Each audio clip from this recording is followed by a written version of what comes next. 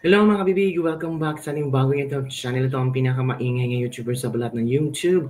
Ako si Kabibig, maglabag-labag na tayo with evidence. Ako po, kakasuhan nga ba ni Corina Sanchez ng cyber libel si Mayor Vico Soto?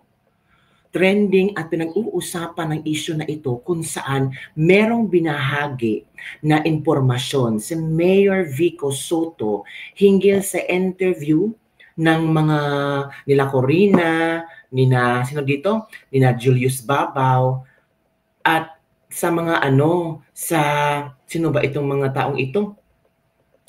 Yung sino ba to? Yung wait, hanapin ko muna kabibig ba? Yung interview nila ang sino ba tayo? Mga Diskayas. Oh, yun kabibig. Kung saan feature nila ang mga Diskayas family. Kung saan trending ngayon tungkol sa flood control project, mga kabibig. Kaya si Corina sumagot sa issue na pinuputak ni Mayor Vico Soto. So ito muna ang statement ni Mayor Vico Soto. I-share ko sa inyo kabibig ha. Yan, ito. Ito ang statement ni Mayor Vico Soto hinggil sa issue na ito. Yan. Kita niyo na ba? Kay Mayor Vico Soto yan.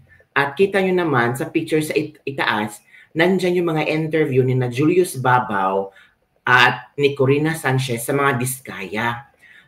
Sabi ni Mayor Vico, with these interviews again going viral, let's look at it from a different angle. Bago tanggapin ng mga kilalang journalist ang alok para mag-interview ng kontraktor na pumapasok sa politika, hindi ba nila naisip na, oy, teka, ba't kaya handa to magbigay ng 10 million para lang magpa-interview sa akin? Uy, hala, so binayaran sila? Yung mga journalist na nasa picture na ito? Binayaran ng 10 million?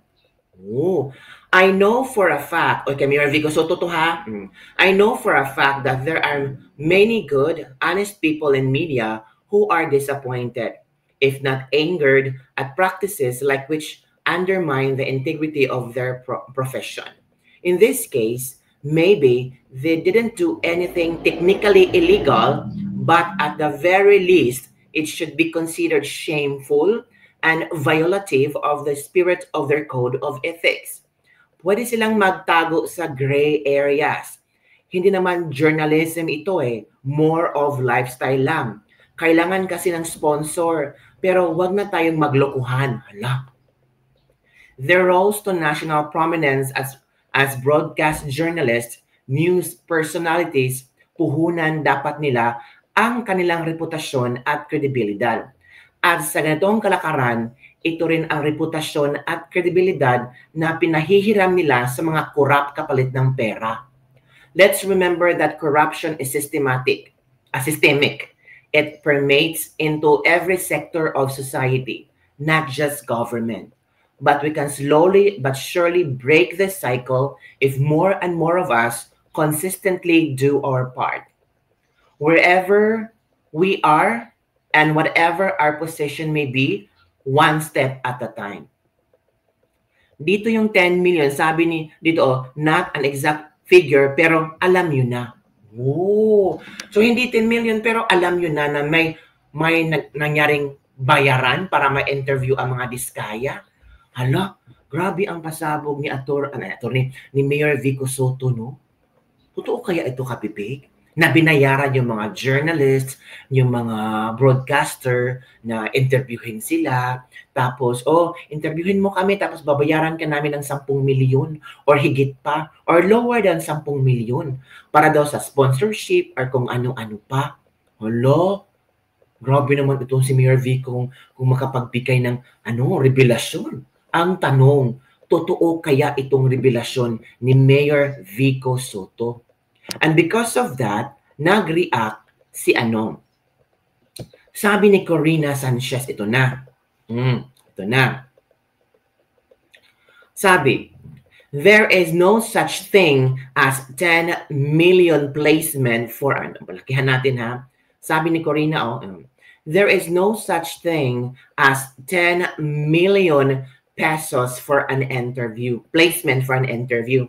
It is irresponsible to even say such, to say the least, as your malaise is posted on Facebook and publicly besmirches the reputation of Miss Sanchez. This is clearly constitutes cyber libel. To insinuate that our show is irresponsible in that we only air what is paid for is slanderous. Hala, nag-react na ang staff or maybe ang programa na Rated Corina and Corina Interviews. Naku, paano sasagutin ito ni Mayor Vico Soto?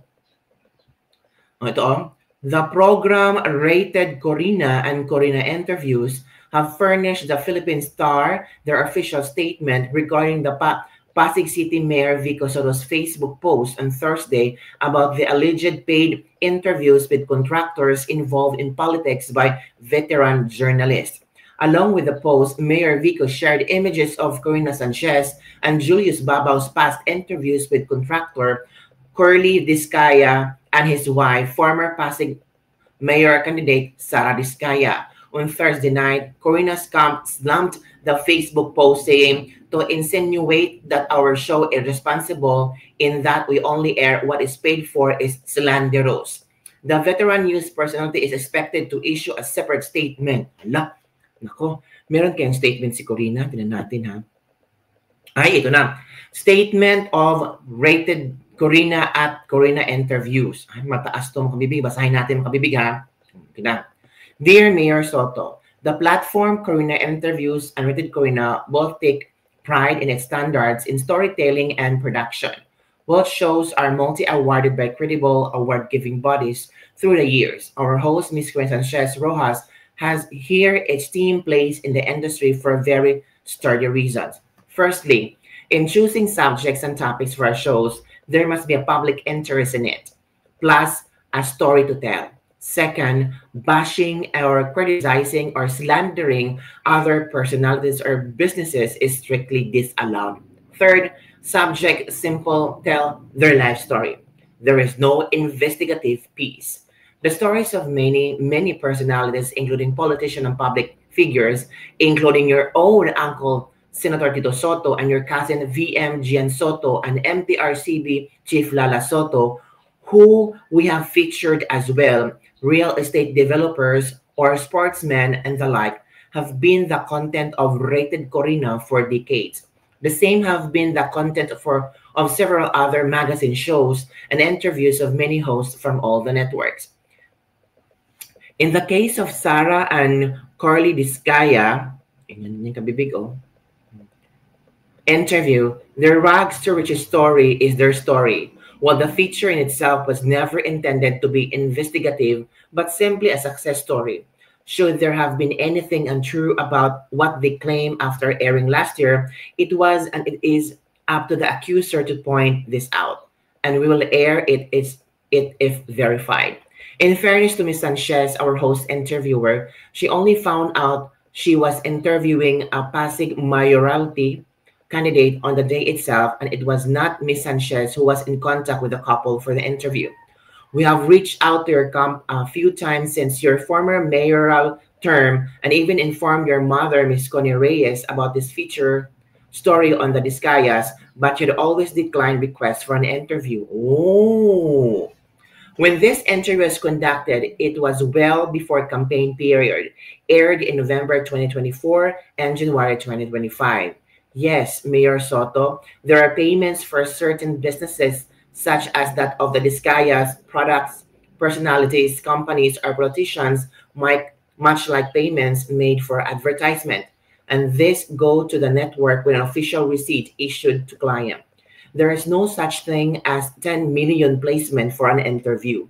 It is irresponsible to even say such, to say the least, as your malaise is posted on Facebook and publicly besmirched the reputation of Ms. Sanchez is clearly constitutes cyber libel. to insinuate that our show is responsible in that we only air what is paid for is slanderous. Who are we to presume our interviewees as evil with no basis or evidence long before they come into controversy?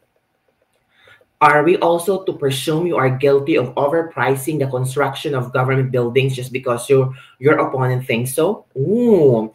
Are we to automatically deduce you are grandstanding at the expense of others because this is your last term and are planning to run for higher office? Hala. Or only someone of inferior intellect and juvenile reasoning, if not someone utterly deluded and unchristian, would publicly make such conclusions? Mr. Mayor, just because you won your seat of public trust, this does not put you in a position of authority over editorial prerogative, nor does it give you license to cast doubt against the integrity of seasoned journalists only because they interviewed your opponent, who did not say anything against you in the said shows, and that you refused to be interviewed.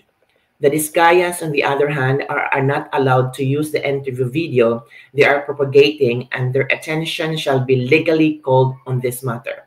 All interviews of those who run for office have also been taken down from our official sites right after elections. We hope your issues have been clarified, and we will happy to entertain any more of your confusions. While we recognize free speech and the platforms with which we express opinions, there is also such a thing as thoughtful restraint that benefits truth and fairness. We all claim to be Christian after all. Hala, grabe ha. Yun mga kabibig, yun ang sagot ng Rated Corina at Corina Interviews. Grabe naman si Mayor Vico Soto, no?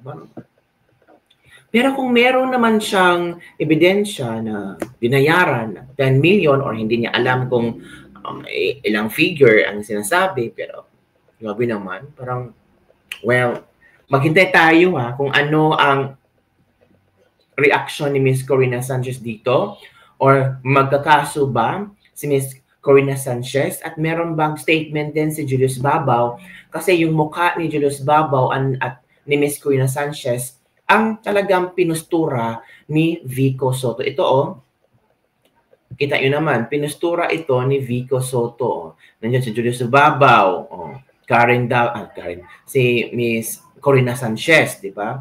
So maghintay tayo ng update tungkol dito kung ano ang magiging reaction ni Julius Babaw at ano ang statement ni Miss Corina Sanchez. So yun lang po mga kabibig.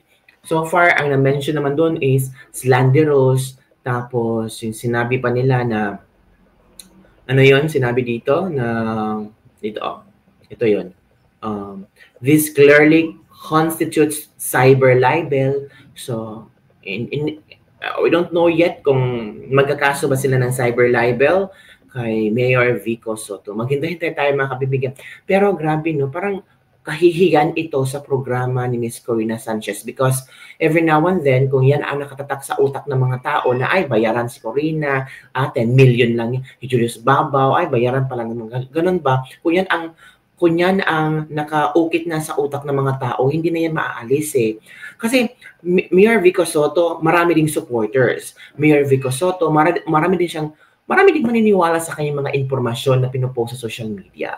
Diba? So, maghintay-hintay tayo mga kabibig kung saan ito patutungo, kung mag-post ba si Mayor Vico Soto ng apology letter, or kakausapin ba siya nila Corina or Julius Babaw, or ano ang kanyang gagawin to reach out to Corina Sanchez or Julius Babaw, or either Corina and Julius Babaw will reach out to Vico Soto mga kabibig. Nako, magkaalaman yan kabibig later on. So, ano ba ang mga komento ng mga tao hinggil dito? Hanapin natin ha. Mga komento ng mga tao, ay grabe, umabot sa 6.2 thousand ang comments, 32,000 shares. Ito ang sabi ni Vico Soto, hindi naman sa gusto kong gumawa ng bagong kaaway, pero tingin ko kailangan din mapag-usapan ito eh. Nagkataon malakas ako nung halalan, pero kung sa iba nila ginawa to, baka wala na. Anyway, kayo na po ang bahala sa akin. Oh, yun. Yan Yun ang mga komento ng mga tao. According Tama po, Mayor. Corruption doesn't only happen in government. It also thrives when media, business, and other sectors compromise integrity for money. Kahit hindi illegal, malinaw na nakakasira ito sa tiwala ng mga tao sa mga institusyon. Yun ang mga komento ng mga netizen, ha? Yung mga kabibig, marami naman ang sumang-ayon kay kay Mayor Vico Soto. So, maghintay tayo kabibig kung ano ang komento ni Corina Sanchez hinggil dito kasi na-drag yung pangalan niya, yung show niya. So, ang pangit naman tingnan, no? Di ba? Maganda na to na pag-usapan na rin sa wakas, may expose na din mga ganap dyan. Mukhang hindi madali umatras si Mayor Vico. Mahirapan talaga silang ipagtanggol mga sarili nila. Alam naman kalakaran dyan, huwag nang magbulahan.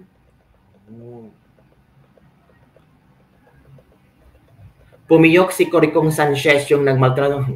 Ganun eh. So yun kabibig ha, let's wait and see kung ano mangyari. Bye everyone, see you next time.